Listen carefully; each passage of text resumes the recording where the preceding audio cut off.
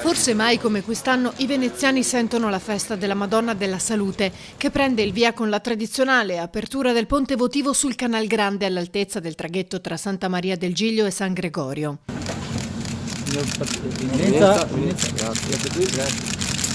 Alla presenza del sindaco Brugnaro, del patriarca Moraglia, autorità civili e militari, il taglio del nastro è stato preceduto dalla benedizione al ponte e seguito dalla preghiera, recitata dal patriarca all'interno della basilica, a una settimana dalla notte che Venezia non dimenticherà mai.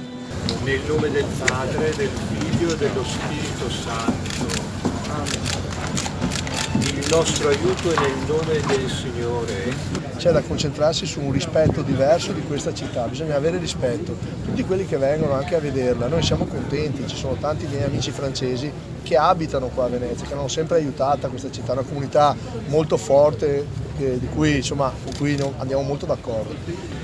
E penso che anche loro le potranno dire che la città va visitata con rispetto, ed è il rispetto che la città si attende anche dalle grandi opere. Un momento di difficoltà che deve unire la nostra città, ce la deve far sentire più nostra, non come un oggetto di possesso, ma come una casa comune da abitare, come un luogo che ci è dato in custodia, non come una merce da mettere in vendita. La festa della salute celebra la fine della peste che dilagò a Venezia tra il 1630 e il 1631, provocando 47.000 morti.